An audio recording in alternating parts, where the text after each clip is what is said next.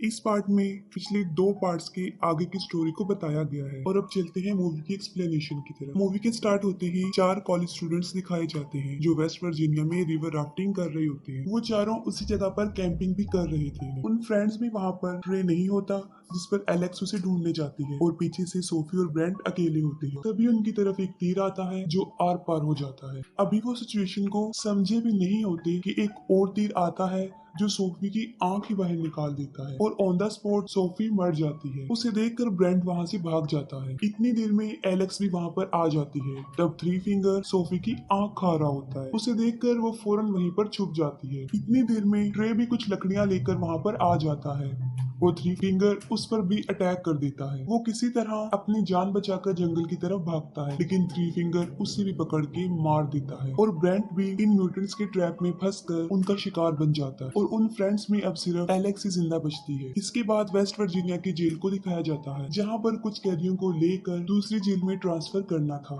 और ये जिम्मेदारी 3 पुलिस ऑफिसर्स को दी गई थी। वो टोटल कैदी 5 थी जिनमें एक था जेविस जो माफिया ऑर्गेनाइजेशन का हेड था और ये सब कुछ उसी के लिए हो रहा था। उनका ट्रांसफर 2 हफ्ते बाद होना था लेकिन पुलिस को ये पता चलता है कि जेविस के आदमी रास्ते में बस को हाईजैक कर सकते हैं और वो जेविस को छुड़वा कर ले जाएंगे और यही वजह है कि उन्होंने इमरजेंसी ट्रांसफर प्लान किया और साथ में अपना रूट भी चेंज कर दिया और उनका नया रूट वो खतरनाक भी था यानी पेपर मिल रोड। वो सब कैदियों को बस में बिठाकर वहाँ से चल पड़ते हैं। रास्ते में वो एक पुलिस स्टेशन पर स्टॉप करते हैं और वहाँ पर उन्हें शेरिफ कार्ल और डेप्यूटी लेन मिलते हैं और वहीं हमें थ्री डोस भी दिखाया जाता है जो थ्री फिंगर का नेफ्यू है और ये वही है जो पिछले पार्ट में लास्ट सीन में एक छोटा बच्चा होता है जिसे थ्री फिंगर फीड कर रहा होता है और अभी भी वो इतना बड़ा नहीं हुआ होता लेकिन फिर भी वो ट्रैप सेटअप कर रहा होता है लेकिन वो खुद ही ट्रैप में फंस जाता है। तब थ्री फिंगर आकर उसकी हेल्प करता है और फिर वो दोनों मिलकर उस सेटअप को बिल्कुल सेट करके वहाँ से चले जाते हैं। दूसरी तरफ वो सब पुलिस स्टेशन में कुछ देर रेस्ट करने के बाद अपनी जर्नी पर चल पड़ते हैं। पेपर मिल रोड पर चढ़ते ही एक ट्रक उनका पीछा करने लग जाता है और वो थ्री फिंगर होता है। वो ट्रक के टायर में रेजर वायर फंसाकर उसे पंक्चर कर देता है जिससे वो बस कंट्रोल से बाहर हो जाती है और रोड से नीचे गिर जाती है। थ्री फिंगर ट्रक से उतरकर उन्हें देखने जाता है लेकिन उस वक्त उन पर हमला नहीं करता। पुलिस ऑफिसर ने सब कैदियों को बाहर निकालता है और इसी दौरान मौके का फायदा उठाकर जेविस उससे गन छीन लेता है और तभी पीछे से पुलिस ऑफिसर प्रेस्लो आकर जेविस पर अपनी गन तान देता है लेकिन इससे पहले कि वो कुछ कर सकता एक चाकू आकर सीधा उसकी गर्दन में घुस जाता है जिससे मौके पर ही उसकी मौत हो जाती है। सारे कैदी समझते हैं कि ये सब कुछ जेविस के आदमी कर रहे हैं और तभी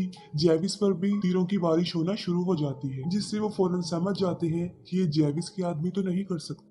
जेविस नेट को कहता है कि वो सबकी हथकड़ियों को खोल दे जिस पर नेट उसे जवाब देता है कि चाबी तो बस के अंदर ही रह गई है और बस को पूरी तरह आग लग चुकी थी और वो किसी भी टाइम ब्लास्ट हो सकती थी। एक पुलिस ऑफिसर वाल्टर भी बस के अंदर ही होता है और जब नेट चाबियां लेने बस में जाता है तो वो बिल्कुल ठीक वक्त पर वाल्टर को वहाँ से निकाल देता है। नेट जो चाबियां लेकर आया था वो बिल्कुल बेकार हो चुकी थी लेकिन फिर भी जेविस उसे नहीं मारता क्योंकि उसे पता होता है कि सिर्फ नेट ही है जो उन्हें इस जंगल से निकाल सकता है। और तभी वो लोग आगे बढ़ते हैं और झाड़ियों में से एक लड़की बाहर निकलती है जो नेट पर अटैक कर देती है और वो लड़की एलेक्स थी। वो उन्हें बताती है कि यहाँ पर एक म्यूटेंट रहता है जो लोगों को मारने के बाद उन्हें खा लेता है लेकिन कोई भी उसकी बात पर यकीन नहीं कर रहा था। हालांकि वो राफ्टिंग के बारे में भी बता चुकी थी जिस पर जेविस उसे उनकी लोकेशन तक लेकर जाने का कहता है। उसका बात करने का अंदाज रिक्वेस्टिंग बिल्कुल भी नहीं था और वो उन्हें वहीं ले जाती है और रास्ते में उन्हें एक बस मिलती है जो बिल्कुल पलटी हुई होती है जो पीछे से लॉक थी। जेविस नेट को उसकी कैब चेक करने के लिए भेजता है और वहाँ पर उसे उसकी चाबी और एक बंदूक मिल जाती है और वो गन वो वाल्टर को दे देता है और जब वो वैन को चेक करते हैं तो वो देखते हैं कि वो पैसों से भरी हुई है। इतने पैसे देखकर वो सब हैरान हो जाते हैं और जेविस उन्हें 2-2 बैग उठाकर वहाँ से जाने को कहता है और सब लोग 2 बैग उठा लेते हैं लेकिन वेल्टर जख्मी था और वो बैग उठा नहीं सकता था जिस पर जेविस उसे जबरदस्ती बैग उठाने के लिए कहता है और मौका देखकर वेल्टर जेविस को शूट करने लगता है लेकिन बदकिस्मती से उसमें गोलियां नहीं होती। लेकिन इस बात के लिए जेविस उसे माफी नहीं देता, वो सीधा उसके सर में गोली मार देता। इस पर नेट कुछ भी नहीं कर सकता था क्योंकि वो मजबूर था। फिर जेविस सबको आगे बढ़ने को कहता है और सबसे आगे एलेक्स होती है क्योंकि वही उन सबको रास्ता बता रही थी। चलते हुए उसका पाँव एक ट्रैप पर आ जाता है लेकिन नेट जल्दी से उसे बचा लेता है और वो ट्रैप वही था जो थ्री डोज ने सेटअप किया था और वो वहीं ही छुप कर बैठा हुआ था। तभी वही निकल कर बाहर आ जाता है और उन पर अटैक कर देता है लेकिन जेविस उसे गोली मारकर नीचे गिरा देता है।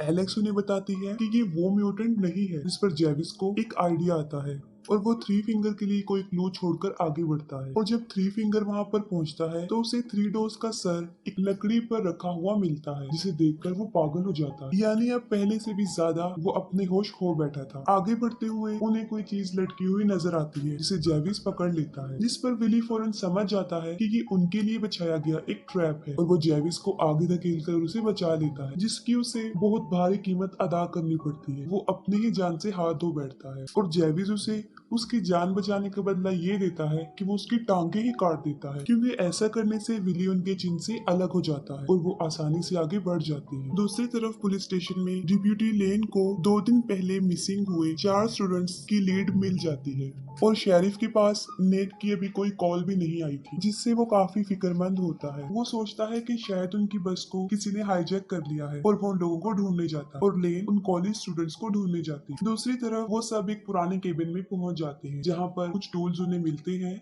और वो उसकी मदद से अपनी जंजीरों को काट देते हैं। वो थोड़ा आगे बढ़ते हैं तो वहाँ पर थ्री फिंगर का ट्रक होता है। हालांकि उन सबको पता होता है कि ये उनके लिए बिछाया गया एक ट्रैप है, लेकिन फिर भी जेविस जबरदस्ती एक कैदी क्रॉफोर्ड को आगे भेजता है। जैसे ही वो थ्री फिंगर के ट्रक के पास जाता है, थ्री फिंगर उसे रेजर वायर में फंसा कर ट्रक को वहाँ से ले जाता है और ट्रक को सड़क पर ले जाकर पूरी स्पीड से क्रॉफोर्ड को सड़क पर घसीटता है और वो इतनी शिद्दत से घसीटता है कि जब तक कि वो मर ना जाए। पीछे से मौका देकर फ्लड पर जेविस पर हमला कर देता है और तब एलेक्स और नेट वहाँ से भाग जाते हैं। जेविस फ्लड को इतना मारता है कि वो अधमरा हो जाता है। एक और कैदी उसे वहाँ पर वैसे ही छोड़कर चले जाते हैं। शेरिफ उस बस पर पहुंचकर सारी इंफॉर्मेशन को आगे ट्रांसफर कर देता है। ये करने के बाद वो अपने डॉग को लेकर नेट को ढूंढने जंगल में चला जाता है। ब्रैंडन जेविस को कहता है कि उन्हें पैसों को यही छोड़कर नेट को ढूंढना चाहिए। जेविस उसकी बात मान लेता है और पैसे को कुछ टाइम के लिए वहीं पर छोड़ देता है और आखिरकार वो नेट को ढूंढ लेते हैं। जेविस उसे मारने ही वाला होता है कि नेट उसे बताता है कि यहाँ पर एक वॉच टावर है जहाँ से हम वो किसी से कांटेक्ट कर सकते हैं। जेविस उसे आखिरी मौका देता है और फिर वो उसे वहाँ पर लेकर जाता है और जैसे ही वो सब वहाँ पर पहुँचते हैं, वो देखते हैं कि वॉच टावर जलकर बुरी तरह राख हो चुका और इसे उन तीनों म्यूटेंट भाइयों ने जला दिया था। वहाँ पर कुछ ना मिलने पर जेविस नेट को शूट करने लगता है, लेकिन बिल्कुल सही टाइम पर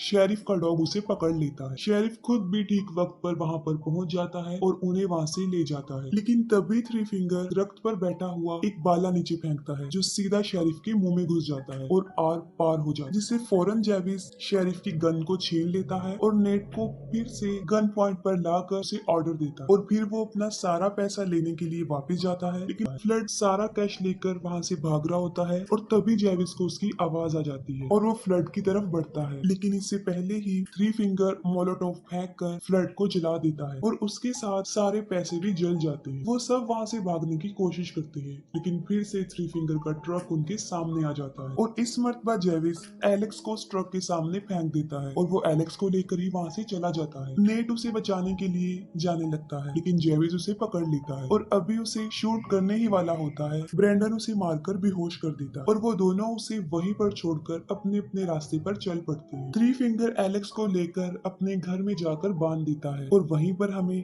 कैपिटी लेन की बॉडी भी मिलती है, क्योंकि इससे पहले थ्री फिंगर उसे भी पकड़कर मार चुका था। ब्रेंडन वहाँ से भाग रहा होता है और इतनी ही देर में जेविस वहाँ पर आकर उसे मारकर बेहोश कर देता है। वो आगे बढ़ने लगता है, तभी थ्री फिंगर वहाँ पर पहुँच जाता है और उन दोनों की बहुत बड़ी लड़ाई होती है। जेविस थ्री फिंगर को इतना मारता है कि उसकी शक्ल ही बिगाड़ देता है और उसका फेस इतना बुरा बन जाता है कि वो पहचान में नहीं आता पहले से भी ज्यादा। लेकिन लास्ट में थ्री फिंगर ही जेविस पर भारी पड़ जाता है। वो उसकी खोपड़ी खोलकर उसका दिमाग खा लेता है और अपनी जीत को सेलिब्रेट करता है। नेट को शेरिफ का डॉग मिल जाता है जो उसे एलेक्स के पास लेकर जाता है। वो एलेक्स को छुड़ाकर वहाँ से निकलने लगते हैं, लेकिन थ्री फिंगर वहाँ आकर उन पर हमला कर देता है। थ्री फिंगर नेट को मारने ही वाला होता है कि तभी एलेक्स वही लकड़ी जिस पर थ्री डोज का सर रखा था वो थ्री फिंगर को पीछे से मारती है, उसके अंदर घुसा कर उसे मार देती है और वो दोनों उसका ट्रक लेकर वहाँ से चल पड़ते हैं। लेकिन थ्री फिंगर अभी मरा नहीं होता और वो फिर से उनके ट्रक के सामने आ जाता है और उनके ट्रक पर चढ़ जाता है। वो नेट को पकड़ लेता है,